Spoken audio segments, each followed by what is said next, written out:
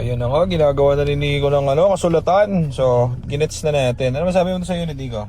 Ganda, kahit walang OBD, winner. Nakalimutan namin yung OBD pero si Sir, straight follower natin yan, right off the bat. Malupit yan si Sir.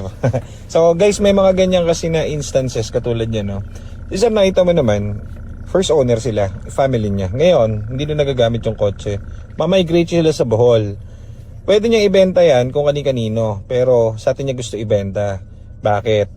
Kasi kahit walang issue yung kotse niya, alam niya, pagbubutihin natin dyan, tapos magagamit noong next owner. So Sir Rock-on, ang galing mo, lupits. Alam niya yung gagawin natin eh. So sabi niya, bababa niya trani niya kahit walang issue. Yes sir, syempre. SOP yan, di ba? Yan ang mga tunay na, alam mo Nico, yan ang mga susunod sa ano tawag dito? Modern na bayani. Next sub OFW, yung mga nagbebenta sa atin. Yeah. Yan si Sir. Sir, thank you. Salamat. So, Follower yan, sir. Usapin natin. Pa-picture lang kami, sir. Okay lang. Ako din, pa-picture din ako. Sige, sir. Sure, sir. Huling ano? Sige po. Huling goodbye. O kaya sir, send namin sa'yo. Send namin sa page, sir. Sige. Para hindi kayo mahirapan. Patay yung paglight, Nico. Yan. May night mode eh.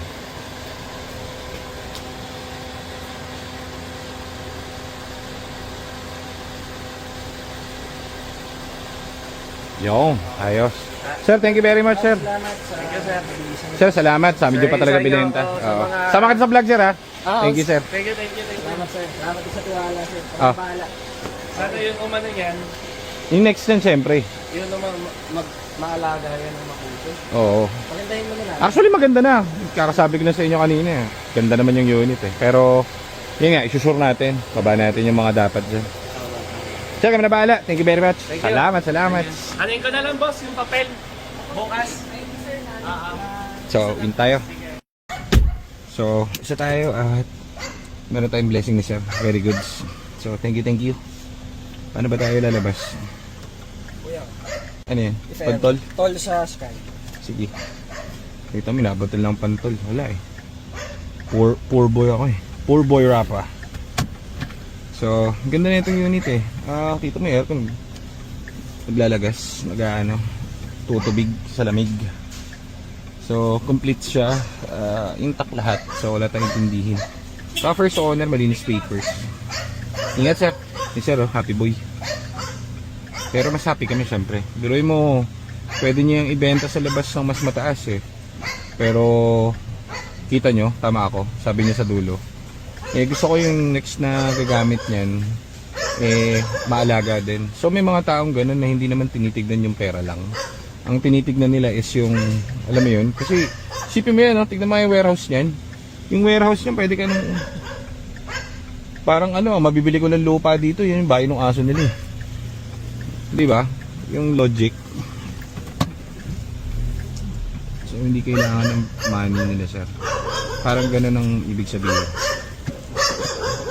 Gusto lang niya maayos na bibili at gagamit. Sir, thank you. Ingat po. So, mahigit kumulang 20 thank you na ang sinabi ko kay Sir. Dahil si Sir ay napakabuting tao.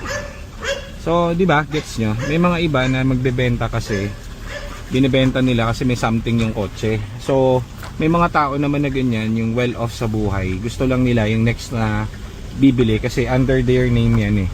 Di ba? So, under yung pangalan ng kotse sa kanila, first owned, nasa kanila. So, sa atin sila may tiwala. So, kahit na kamang mas mataas ang offer ng iba, kung nakikita, pinapanood tayo ni Sir, nakikita niya yung mga kliyente natin, masasaya. So, gusto niya, yung next na gagamit, may enjoy din to, di ba?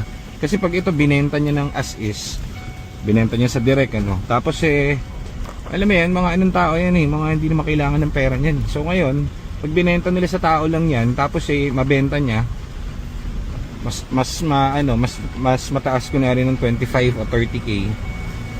Tapos yung nabili, mali mo, dahil ito, di ba, hindi nila nagagamit nga, dami silang sasakyan. Mali mo, magka-problem after a week, kukulitin pa siya. O, di ba, hassle sa kanila, parang ganon. So, ang gusto nila is yung professional kausap, saka tumitindig. O, yun lang. So, makakapag-deal ka sa amin ng ganon. Okay, so,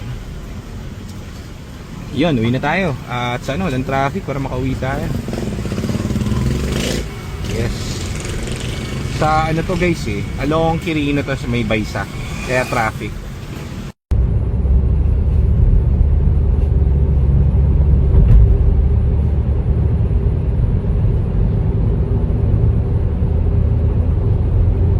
So, dito na tayo sa ating baluarte kung saan ginagawa War Factory ang mga EcoSport, kung saan parang red alert at parang ginagawang barracks ng mga kotse ang 138G Reyes Street, San Juan.